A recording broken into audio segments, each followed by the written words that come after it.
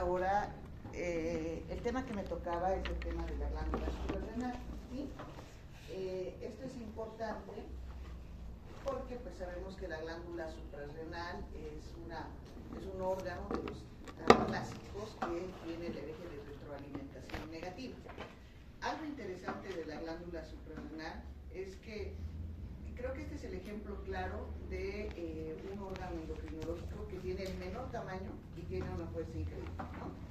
En la glándula suprarrenal hay dos elementos, uno es la corteza y otro es la médula. Nosotros nos vamos a enfocar específicamente en la corteza.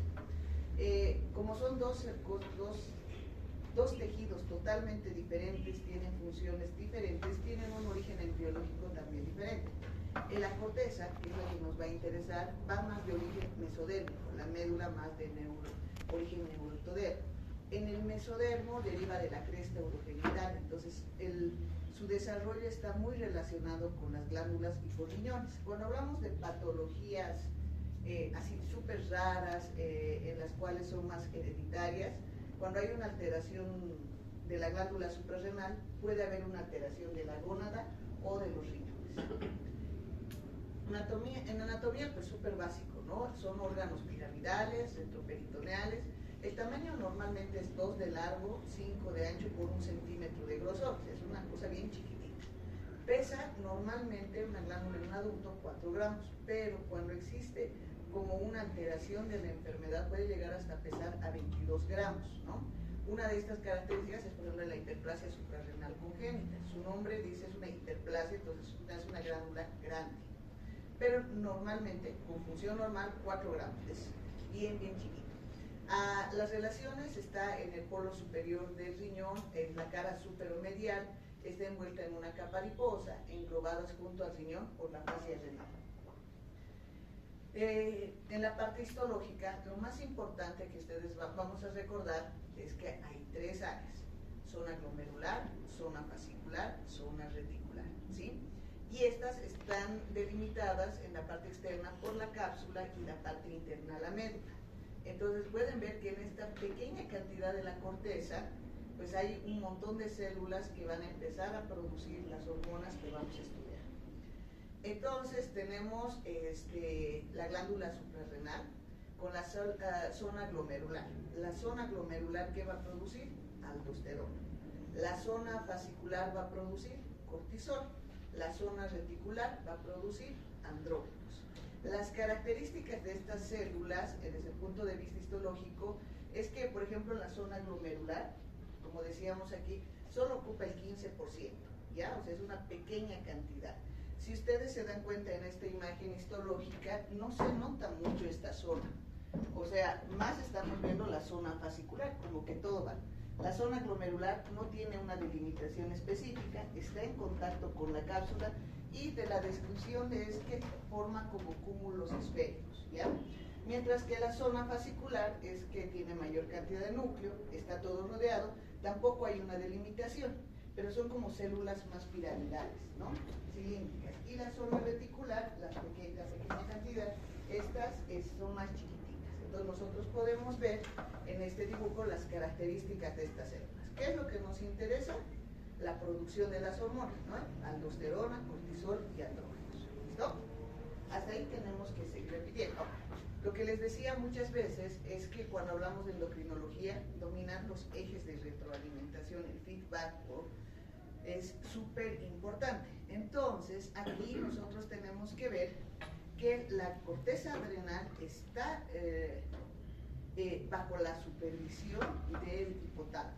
En el hipotálamo van a existir varios factores que van a alterar, como por ejemplo el ritmo diurno, el estrés, la hipoglicemia, la hipotensión, la fiebre, trauma, cirugía. Cuando hablamos de estrés, no hablamos solo de estrés psicológico, hablamos de estrés físico. En ese estrés físico, les decía, la fiebre, un trauma, un accidente, un proceso metabólico, incluso, por ejemplo, una cirugía mayor equivale a un estrés físico, ¿sí? Todos estos factores, además de un montón de citocinas, por ejemplo, que se activan en la fiebre o en la sepsis, van a hacer una acción para la liberación de CRH, además de otras hormonas como la hormona antidiurética, el péptido natriurético y la citocina. Muy bien.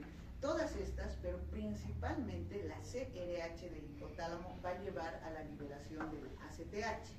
Recuerden ustedes que todo en el hipotálamo se llaman hormonas liberadoras, release hormone, ¿no? Entonces, hormona liberadora de corticotropina, ¿sí? Esta hormona liberadora de corticotropina va a llegar a la adenohipófisis por el sistema hipotálamo hipoficiario y va a liberar la ACTH. La ACTH de la hipófisis es la que va a activar al cortisol, y el cortisol es el que tiene el poder, el feedback, el control.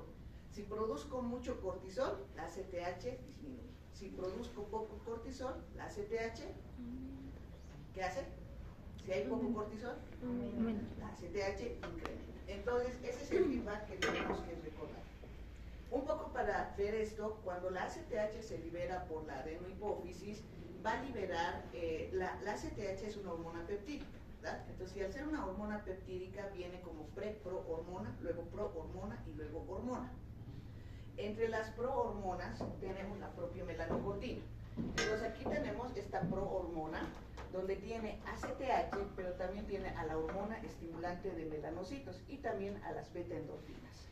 Esto va a ser muy importante para que nosotros podamos diferenciar una hipofunción suprarrenal primaria de una hipofunción suprarrenal secundaria, que creo que es la pregunta clásica que en todo lado aparece. Entonces, esta imagen es mucho más interesante, aunque no se nota tan bien. Entonces, aquí vemos el feedback CRH del hipotálamo, se va a la adenohipófisis, estimula la producción de la prohormona, la propia melanocortina, y de la propia melanocortina se divide ACTH, hormona estimulante de melanocitos, y la beta-endorfina, ¿sí? Cuando nosotros tenemos esta estimulación, la ACTH va a la glándula suprarrenal, a la corteza, a la zona fascicular, y de aquí se libera el cortisol. A la vez, también hay la liberación de la hormona estimulante de melanocitos, que su nombre dice, estimula a la producción de melanocitos. Entonces, si hay mucha producción de ACTH, va a haber mucha producción de la hormona estimulante. Si hay mucha producción de esta hormona estimulante de melanocitos, va a haber hiperpigmentación, ¿sí? Y además se liberan las beta-endorfinas, que es como unos opioides, actúan en los receptores y intervienen en el dolor. Pero eso no vamos a enfocarnos ahora. Entonces, ¿cuáles son las características de la ACTH? Esto es súper importante, es una secreción pulsada. Conocemos que la que mejor respeta el ritmo circadiano es la ACTH y el cortisol, ¿no? Ese es ritmo circadiano donde aumenta, empieza su pico desde las 3 de la mañana, tiene el pico máximo entre las 7 a las 8 y está influenciada por la luz solar. Entonces, en estos pacientes, por ejemplo, cuando vamos lejos, de aquí nos vamos a China, vamos a tener un síndrome que se llama jet lag, ¿no? Como que te sientes mal, que no te acostumbras a eso, no sabes cuándo dormir, te da sueño en el día, pero en la noche no.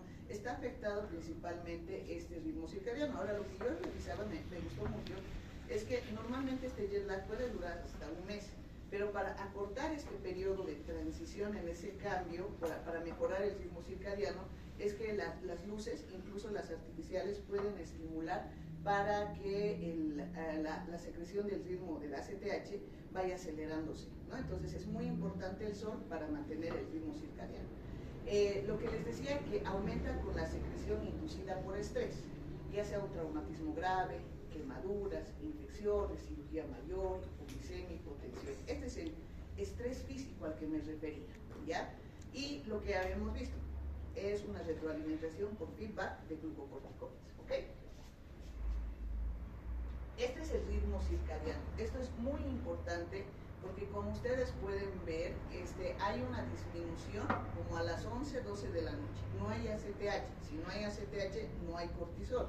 Si no hay estos elementos, ese punto nos ayuda para identificar si hay un hipercortisolismo o un hipocortisolismo. Por ejemplo, en el Cushing, una prueba es de que nosotros tenemos que medirle a las 11 de la noche, porque tiene que estar bajo, en su punto más bajo. Si no tiene el punto más bajo, dices, esto es hipercortisolismo. Entonces, este ritmo circadiano nos ayuda. Recuerden, es como el ritmo del sol, ¿no? Influye más el sol que otra cosa. ¿Cuáles son las funciones del corticoide? Y esto Esta es la imagen más sencilla, clara que le he encontrado. Vamos a hacer, es una hormona contrarreguladora, el cortisol eleva la glucosa, pero lo hace a través de la lipólisis porque disminuye la captación de glucosa, disminuye la sensibilidad de la insulina, en el músculo esquelético disminuye la captación de glucosa. O sea, el objetivo es no absorber glucosa, mantener la glucosa en el torrente sanguíneo, por eso es un efecto de hormona contrarreguladora. Aumenta la proteólisis, la gluconeogénesis y la cetogénesis la va a estimular. Hay un incremento del almacén de glucógeno. En el hueso hay acción, disminución de la síntesis de colágeno, disminución de la actividad osteoblástica. En el tejido conjuntivo, está en los pulmones, está en la sangre, e incluso está una sensibilización a las catecolaminas. Entonces, cuando nosotros tenemos en los efectos generales, creo que lo más importante es el alerta mental. Por eso es tan difícil el jet lag, ¿no? Porque no te produce, cuando una persona viaja y su cortisol está bajo, cuando debería estar alto, la alerta mental está disminuida, estamos cansados. Cuando ustedes ahorita tienen su cortisol elevado, el alerta está incrementado. En una persona que tiene hipocortisolismo, lo primero que va a pasar es una disminución de esto. En líneas generales hay un incremento de la glicemia, hormona contrarreguladora, ¿sí? Y luego de eso hay un efecto en la adrenalina y la noradrenalina incrementa. Activa el sistema cardiovascular y mejora un poco el volumen sanguíneo. No es tan bueno como la hormona antidiurética, pero tiene su acción. Inhibe la acción del sistema inmunológico, que es lo que nosotros aprovechamos para la terapia inmunológica, ¿no? Inmunología, reumatología utilizan estos glucocorticoides. Entonces, el cortisol también tiene su actividad autoinmunitaria, en las cuales va a tener efectos antiinflamatorios e inmunosupresores. E inhibe hormonas. ¿Cuáles va a inhibir? La GH, la FSH y también inhibe la LH y la FSH. ¿Ok? Entonces, hasta ahí es como que tenemos que ver, sube la glucosa y altera, y existe efectos en los otros órganos. En la zona glomerular están los mineralocorticoides. La diferencia principal, o sea, se llama mineralocorticoides porque tiene un efecto clásico. Aumenta la absorción de potasio, disminuye el flujo sanguíneo renal, está influenciado por el sistema renina-angiotensina. ¿Okay? Si hay mucha aldosterona, hay aumento de expresión de potasio, incremento de la absorción de sodio. Recordemos, ustedes han visto la aldosterona, los mineralocorticoides, en la parte de cardio, ¿no? Cardio y fisiología. Entonces, aquí lo que más nos interesa es que la aldosterona va a subir cuando hay mucho potasio, ¿ok? O cuando hay disminución de sodio. Interviene también, se activa con la presión arterial baja, el estrógeno. La ACTH tiene un efecto discreto mineralocorticoide, poco, ¿ya? O sea, casi nada. Lo más importante es que la aldosterona está manejada por el sistema renina-angiotensina. La ACTH maneja al cortisol y a los andrógenos débiles. Entonces, en el sistema renina-angiotensina, que ustedes han visto, pues más que todo interviene en la liberación, existe una alteración del potasio, liberación de la aldosterona, que se libera en la renina-angiotensina. El punto o el objetivo de esto es recordarles que en la corteza, si bien está la aldosterona, no está influenciada por la ACTH, pero sí los andrógenos. En las zonas reticular están los esteroides sexuales. En los esteroides sexuales tenemos principalmente los andrógenos, la testosterona, la dihidrotestosterona, la androstenediona, la dihidroepiandrostenediona sulfatada, ¿no? Que son andrógenos propios más de la glándula suprarrenal. En el varón, estos andrógenos, de la testosterona, deriva principalmente del testículo. En las mujeres tenemos una proporción de andrógenos, pero no hay producción los andrógenos derivan de la glándula suprarrenal, ¿sí? En el varón, 90% de sus andrógenos están determinados por el testículo, 10% por la glándula suprarrenal. Bien, pero en la mujer todo es glándula suprarrenal. ¿Qué hacen los andrógenos? Incrementan masa muscular, incrementan el crecimiento celular, ayudan en los caracteres sexuales secundarios. En mujeres, más que todo, nos ayudan un poco en la osteogénesis. Y bueno, esto van a recordar, esto se llama la esteroidogénesis. La esteroidogénesis es la capacidad donde hay una serie de pasos enzimáticos para la transformación del colesterol en 3 hormonas principales. Luego, nuevamente repetimos que el colesterol, a través de estos pasos enzimáticos, va a ser aldosterona, cortisol, testosterona, ¿sí? Cuando está, por ejemplo, el cortisol está bajo, va a la ACTH y la ACTH va a estimular a la producción de estas. Una de las enfermedades más clásicas que podemos entender la esteroidogénesis es la hiperplasia suprarrenal congénita. En la hiperplasia suprarrenal congénita, que es una enfermedad que se detecta en el tamizaje neonatal, hay un bloqueo enzimático, solo un paso, se bloquea la enzima y, por ejemplo, de la progesterona no puede convertirse en aldosterona. O, por ejemplo, la 17-hidroxipregnolona no puede llegar a cortisol. Entonces, estos pasos tienen que ir sucesivamente por toda una de las enzimas. Por ejemplo, hay un síndrome en la cual hay una alteración directamente de esta enzima, que se llama el CYP11A1. Esta no existe, el colesterol no puede transformarse en estas 3, y la muerte es inmediata. Nace y se muere, no es incompatible con la vida. Pero es extremadamente raro. Tenemos la función de ayudarnos. En esta gráfica, lo que les he querido mostrar es que, recordemos nuevamente, la aldosterona está determinada principalmente por el sistema renina-angiotensina, en la cual pueden activarse o puede estimularse, por ejemplo, por la hipotensión. La ACTH va a activar al cortisol y a los andrógenos débiles. Y entonces, teniendo en cuenta esto, tenemos que dividirlo en insuficiencia suprarrenal primaria y secundaria. Todo en endocrinología, cuando son del feedback, la retroalimentación, se clasifica en primario, secundario y terciario. Primario, cuando el órgano está afectado. Secundario, cuando está afectado la hipófisis. Terciario, cuando está el hipotálamo. Así de sencillo. Todas tienen lo mismo, ¿ya? Todas las enfermedades, el hipotiroidismo, el hiper, pues, ¿cuál está? El hipogonadismo. Entonces, en una insuficiencia suprarrenal, ¿quién estaría afectado? La glándula, exacto, primaria, la glándula. O sea, cuando digo, por ejemplo, hipogonadismo primario, el intestino. Hipotiroidismo primario, la tiroides. Así de sencillo. Y en una insuficiencia suprarrenal secundaria, la de hipófisis. Excelente. Ahora, si hacemos el eje de retroalimentación negativa, o sea, recuerden, la CRH estimula la ACTH, la ACTH estimula el cortisol. Si por alguna razón X, el órgano primario no produce el cortisol, ¿cómo tiene que estar la ACTH? Elevado, porque el feedback se respeta. Entonces, la característica de una insuficiencia suprarrenal primaria es cortisol bajo, ACTH elevado. Y en una insuficiencia suprarrenal secundaria, cortisol elevado, el cortisol siempre va a estar bajo. En una insuficiencia, o sea, tiene el nombre de insuficiencia, pero es como el hipotiroidismo. O sea, en esta, el cortisol, en las dos, el cortisol está bajo. Esa es la ley, ¿ya? Eso es hipocortisolismo. Eso es una insuficiencia. En un hipercortisolismo, el cortisol está elevado.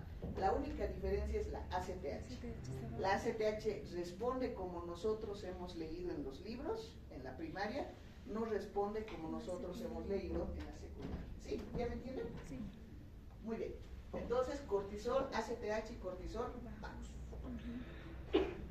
Y seguimos. Ahora, de las causas, lo más interesante, por ejemplo, en el hipotiroidismo, lo más importante, la causa más importante es la primaria, la afectación de la tiroides. Son muy raras las centrales. Aquí es al revés. Es más frecuente las centrales que las primarias, ¿ya? Antes, hace muchos años, cuando teníamos, por ejemplo, la tuberculosis elevada en Bolivia, sí era la primaria, ¿no? El Addison está por tuberculosis, era lo principal. Pero ahora la central es la que nos hace más frecuente. La prevalencia que dicen ellos es de 150 por 280 casos por millón, ¿sí? Mientras que la primaria es de 93 a 100, es un poco más exquisita, ¿no? Afecta más a mujeres que a hombres, principalmente la central, y el diagnóstico es de 10 a 20 años mayor en la central que en la primaria. Normalmente la primaria da en hombres, o sea, no se respeta, no es el 100%, pero es más frecuente en varones y personas como de 50 años, ¿ya? La central es más en mujeres como de 30 años, algo así, pero ya saben que en medicina no todo es completo, ¿no? Las causas, como les decía, hace muchos años, la principal causa de una insuficiencia suprarrenal primaria, o sea, afección de la glándula, era la tuberculosis. Ahora hemos cambiado, pero con el reinicio del VIH está cambiando de nuevo, ¿no? La causa principal actual es las autoinmunitarias, ¿sí? Esa es la causa principal.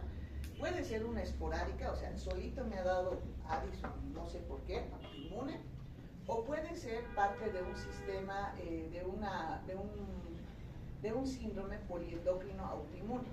Y hay la 1 y la 2, y eso no es necesario, pero solo si decimos causa más importante del Addison, autoinmunitarias, o esporádica, o de los síndromes poliglandulares, poliendocrinos. De las infecciones, las que quiero que vean más que todo es la tuberculosis, micosis, la infección por VIH, la infección por citomegalovirus. Como les decía, hace muchos años la tuberculosis era la principal causa, pero ya mejoró, porque estábamos mejorando. Ahora está reingresando la tuberculosis, pero por parte del VIH. Entonces tenemos doble partida para afectación de nuestra glándula suprarrenal. Puede ser por metástasis tumorales, infiltraciones como amiloidosis, hemocromatosis. Hay un síndrome que se llama el de Waterhouse-Friedrich, que es una hemorragia intrasuprarrenal. O sea, hay un daño en la glándula suprarrenal que causa la insuficiencia, ¿sí? Esta normalmente se da más en niños porque es como una meningitis por meningococo, una septicemia, y causa la hemorragia. Las adrenoleucodistrofias, que son raras, que son alteraciones enzimáticas que no llegan a la transformación del cortisol. Luego tenemos las hipoplasias suprarrenales congénitas, aquí tenemos DAX1, SP1, y algunas veces síndrome de resistencia. Estas son extremadamente raras. Yo tengo solo uno de estos en todos los años de clínica asistencial que he hecho, ¿no? Y esta, la suprarrenalectomía bilateral. Por ejemplo, un síndrome de Cushing. En el síndrome de Cushing, pues digamos, no lo puedo controlar, se me ha desbordado, y mi opción es una adrenalectomía, y eso va a causar una insuficiencia suprarrenal primaria. Las causas de una hipofunción suprarrenal secundaria pues van a ser principalmente el uso de glucocorticoides exógenos, lo que llamamos un Cushing exógeno, pero, o sea, ¿qué es lo que va a pasar aquí? Los glucocorticoides, cuando nosotros le damos mucho corticoide, digamos, le doy prednisona, dexametasona, lo que ustedes quieran, pero durante mucho tiempo, esta prednisona se va a convertir en cortisol, ¿ya? Y lo que va a causar, o sea, pero es un cortisol de afuera, no es tuyo. Y lo que va a hacer es que la ACTH va a decir, mide el cortisol y dice, no, yo tengo mucho cortisol, ¿no? Entonces, la ACTH disminuye. Si disminuye la ACTH, no hay estimulación de la glándula suprarrenal y el cortisol no se produce, el cortisol endógeno. Y después queda atrofiada la zona fascicular, o sea, digamos, como que no está acostumbrada a responder. Pongámonos el ejemplo de un LES que tiene corticoides, no sé, unos 3 años. Entonces, cuando yo lo retiro abruptamente al corticoide exógeno, por alguna razón, la glándula no va a poder desarrollarla, el cortisol inmediatamente, porque está atrofiada, necesita tiempo. Y cuando necesita este tiempo, este paciente va a cursar una hipofunción suprarrenal. Por eso es que ustedes saben que no retiramos corticoides inmediatamente, retiramos lento. ¿Para qué? Para activar nuestra zona fascicular de la glándula suprarrenal y para que nosotros, o para que el paciente produzca su propio cortisol y no caiga en una hipofunción adrenal, ¿sí? Entonces, en ese estaríamos. El hipopituitarismo es súper importante. O sea, el problema es en la hipófisis, hay una alteración, puede ser un tumor, puede ser una condición genética que hace que no se produzca el cortisol en forma adecuada. Por ejemplo, si digamos es una acromegalia y se le opera, sale el adenoma, entonces el paciente podemos alterar también o sacar las células de las corticotropas que produce la ACTH. Entonces, si no hay ACTH, no hay cortisol, y todo es de la hipófisis, ¿sí? Los tumores hipofisiarios, la apoplejía hipofisiaria, en este caso hablaríamos del síndrome de Sheehan, se caracteriza por un hipotropismo hipocortisolismo y es una insuficiencia suprarrenal secundaria. Entonces, cualquier cosa que vaya a afectar a la adenohipófisis, ¿no? Y bueno, ¿cuáles son las características clínicas? Todo depende si es una insuficiencia suprarrenal primaria o secundaria. Vámonos a la primaria. Si la glándula suprarrenal por alguna razón no funciona, las tres hormonas van a estar alteradas, ¿sí? Las tres. Si el problema es la insuficiencia suprarrenal secundaria, la hipófisis, el problema va a estar en qué hormona, aldosterona, cortisol o andrógenos. Cortisol y andrógenos. Excelente. Entonces la aldosterona no va a estar afectada en la secundaria y entonces no van a haber los efectos típicos de esas alteraciones hidroelectrolíticas, ¿no? Por ejemplo, la hiponatremia causa náuseas, vómitos. Pero lo más importante, creo que la diferencia más importante entre una suprarrenal primaria y secundaria es la pigmentación. ¿Quién creen que tiene la pigmentación? ¿La primaria o la secundaria? La primaria. La primaria. ¿Por qué? Porque eleva la ACTH. La ACTH eleva la propia melanocortina y la propia melanocortina es con hormona estimulante, ¿sí? Entonces, en una insuficiencia suprarrenal secundaria no es tan aparatosa como la primaria, ¿ya? Y el paciente no está pigmentado. En cambio, en una primaria la pigmentación domina. ¿Cuáles son los síntomas de esta insuficiencia suprarrenal primaria? El cansancio, la fatiga. Recuerden que es una hormona contrarreguladora. Entonces, muchos pacientes tienen hipoglicemia, no tienen esa capacidad de conseguir la glucosa, hay anorexia, los síntomas gastrointestinales. Yo creo que estos síntomas más es la aldosterona, ¿no? La náusea, vómitos, el estreñimiento, dolor abdominal, diarreas, ansias de sal. A mí me está haciendo más aldosterona.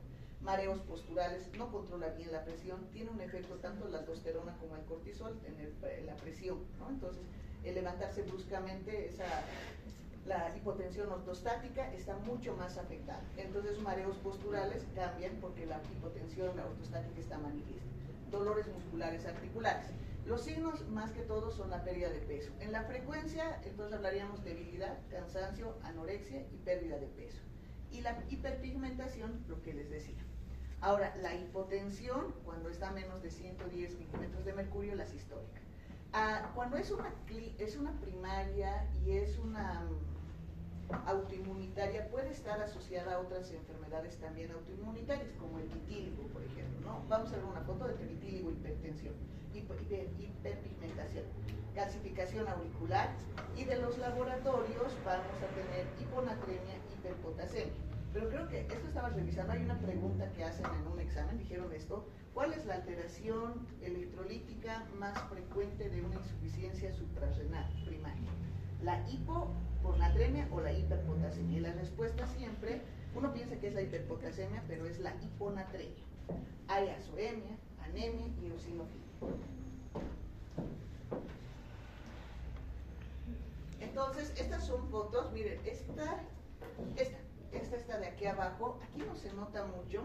La imagen de la que la saqué es de que en esta parte la paciente tiene vitíligo, ¿ya? Y esta zona es súper pigmentada. Entonces, o sea, puede ser un Addison, autoinmunitario, mala suerte, tiene vitíligo y hiperpigmentación, es una mala combinación.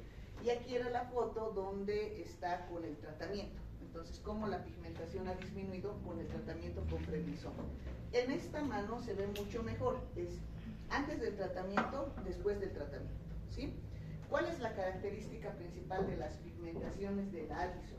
Que están en las zonas de presión. Incluso yo tengo un paciente, y estos son los laboratorios que decíamos, ¿no? Esto también es importante, es que está la otra foto allá, más un ratito lo vamos a hacer.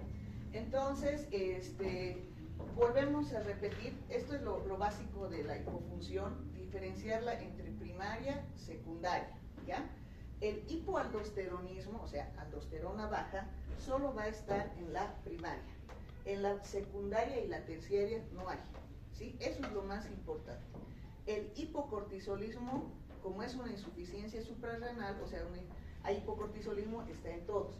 Y los signos van a ser la pérdida de peso, la fatiga, la depresión, pérdida muscular, las náuseas, alteraciones gastrointestinales. Entonces, todo esto es hipocortisolismo, ¿ya?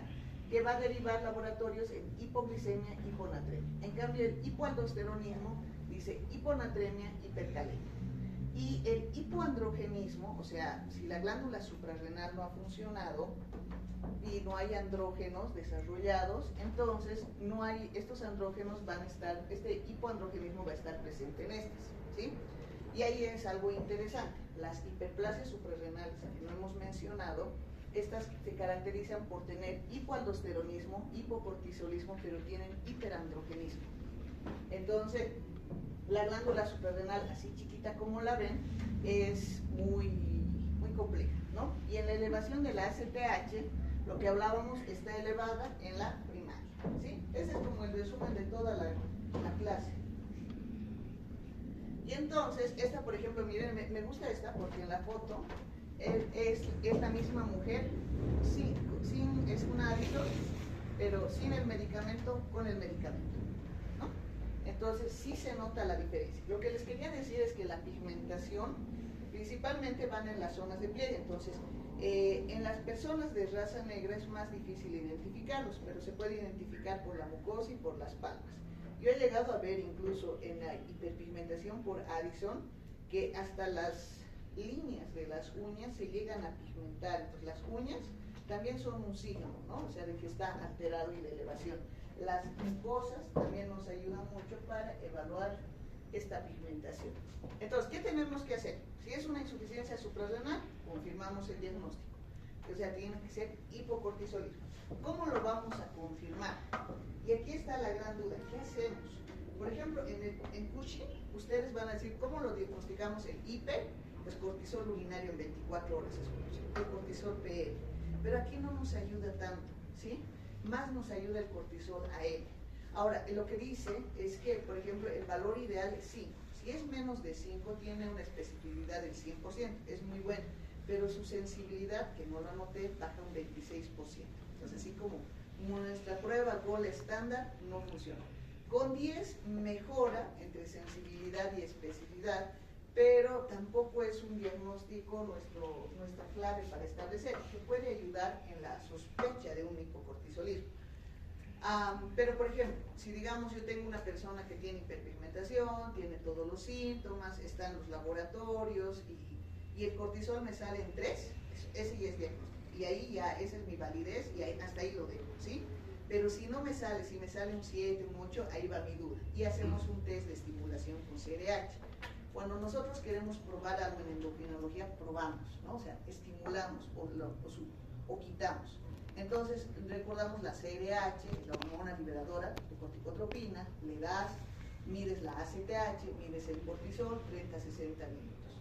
Y la respuesta normal es que si es CRH, espero un cortisol incrementado, ¿sí? Pero si el problema está en la glándula suprarrenal, aunque le dé CRH a un montón, no va a funcionar. Entonces, el cortisol va a seguir bajo. Entonces, eso es lo que nosotros vemos. Aunque en esta imagen está chiquita para ustedes, esta es la respuesta normal del cortisol, produce mucho. Una insuficiencia suprarrenal no produce. Y una secundaria va produciendo, pero no tanto como una función renal normal. Entonces, solo para que sepan, este test de estimulación para establecer el diagnóstico, ¿no? Y hay muchos algoritmos diagnósticos, pero todos partimos del cortisol AM y lo que les decía, si es menos de 3 y tiene clínica, ya, diagnóstico, punto, ¿no? Si es más de 15, está normal, punto. El problema es de 3 a 15. Es un hipocortisolismo que está mal por técnicas o qué es lo que ha pasado. Entonces, lo que hacemos es medir la prueba con CRH, ¿no? La CRH le medimos el cortisol. Si este está más alto, más de 18, pues ya, no es un hipocortisolismo y estamos tranquilos. Si es menos de 18, tenemos que ver la ACTH y ver si está elevada o no está elevada para ver si es un primario o es un secundario, ¿listo? Pero eso nos ayuda bastante. Ahora, cuando es una insuficiencia renal central, si es secundaria, lo que nosotros tenemos que ver es, lo más importante para esto es que tenemos que establecer el diagnóstico. ¿Es primaria o secundaria? Para saber dónde voy a ir. Lo mismo pasa con el Cushing. O sea, no es que digamos, es hipercortisolismo y todo es la glándula, o todo es la hipófisis. Tenemos pasos, ¿ya? O sea, nuestro objetivo de estas pruebas de laboratorio es saber dónde está el problema. Porque si es una insuficiencia secundaria, entonces tengo que hacerle una resonancia. Hay algo ahí, ¿no? Si no hay el antecedente de un tumor o una cirugía, pues tengo que pensar primero en tumores. Entonces la resonancia la tenemos que hacer.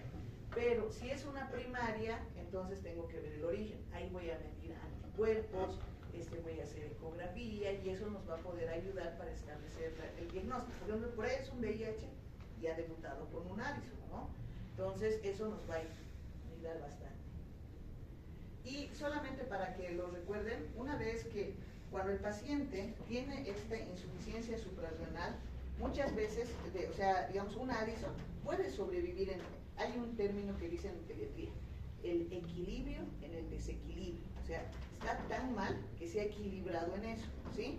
Pero un simple resfrío, un simple incremento de su estrés hace caer de ese equilibrio y se desencadena como una tormenta. Entonces, esa es la crisis adrenal, ¿ya? En la crisis adrenal es, digamos, como una emergencia endocrinológica en la cual ha habido en un paciente con insuficiencia suprarrenal, de pronto se ha activado y ha aumentado más estas alteraciones.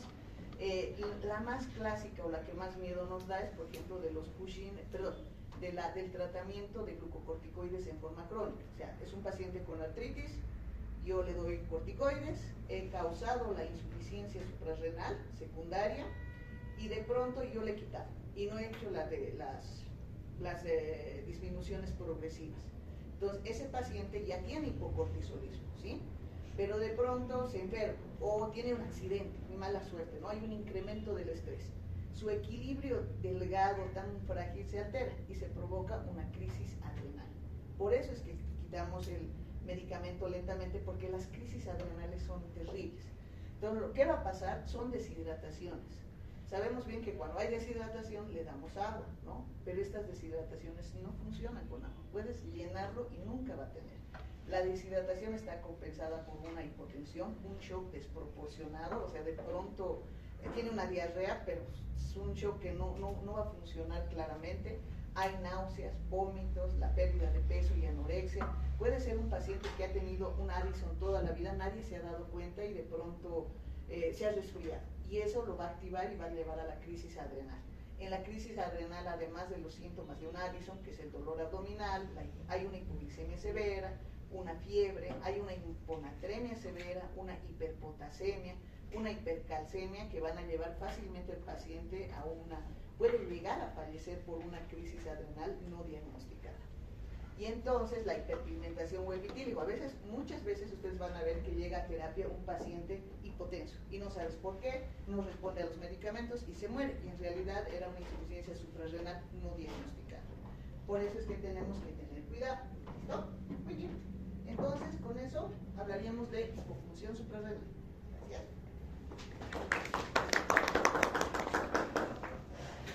¿Alguna pregunta?